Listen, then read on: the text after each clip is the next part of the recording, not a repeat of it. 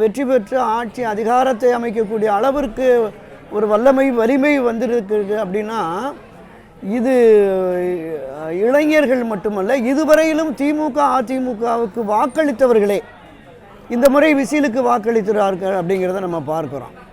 என்னன்னா, இந்த இளைஞர்கள் புரட்சிங்கிறத விட அந்த 10 வயதிலிருந்து 15 வயது 18 வயதுக்கு உட்பட்ட இளைஞர்கள் இருக்காங்களே, வாக்கில்லாத இளைஞர்கள், அவங்க குடும்பத்தில் அப்பா அம்மா அண்ணன் தம்பி எல்லாத்தையும் கொண்டு போய் விசிலுக்கு போட வச்சுட்டாங்க. அதுதான் இப்போ நடந்திருக்கு. இது அவரே சொன்னார். நீங்கள்லாம் விஜயே சொன்னார், எல்லோரும் போய் அவங்க அப்பா அம்மா எல்லோரையும் ஓட்டு போடணும்னு சொல்லிட்டு போட்டுட்டாங்களே இருக்குது. இதை தாண்டி திராவிட கட்சிகள் மீதான ஒரு அதிருப்தி என்பதும் இருக்குது.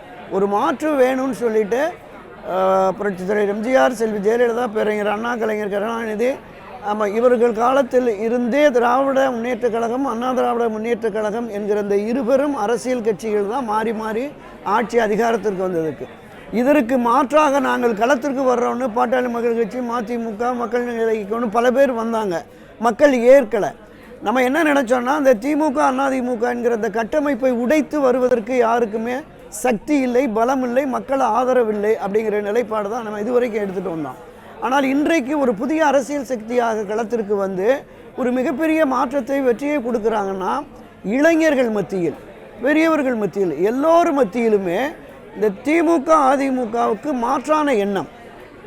ஒருவர் மீது ஒரு குற்றச்சாட்டு, லஞ்ச ஊழல், இன்னைக்கு கரெக்ஷன் கமிஷன், இந்த 2 பேரும் மாறி மாறி குற்றச்சாட்டுகளை வைக்கிறாங்க. இந்த பக்கம் திராவிட முன்னேற்ற கழகத்திற்கு எதிரான ஒரு மனப்போக்கு இந்த 4 ஆண்டுகள் 5 ஆண்டுகளாக இருந்தது அப்படிங்கிறது கடந்த 2-3 ஆண்டுகளாக நடைபெற்ற அந்த போராட்டங்கள்.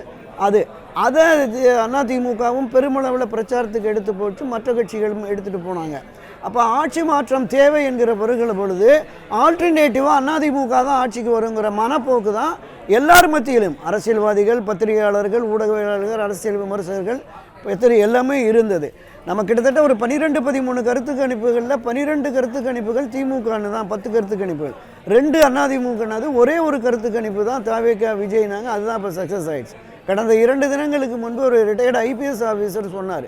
எல்லோரும் வேடிக்கையாக சொன்னாங்க, என்ன இப்படி குழந்தைத்தனமாக பண்ணுறாரு, ஒரு ஐபிஎஸ் ஆஃபீஸர் இப்படியெல்லாம் பண்ணுறாரு. ஆனால் அது இப்போது நிரூபணம் ஆகிட்டதோ அப்படிங்கிற மாதிரி தான் இருக்குது. இப்போ கிட்டத்தட்ட அதை நோக்கி போயிட்டுருக்காங்க. இந்த நிலைப்பாடு என்பது ஒரு 3000, 5000, 6000 வாக்குகள் டிஃப்ரென்ஸ் வர்ற போது அது பின்னடைவுக்கு வாய்ப்பில்லை.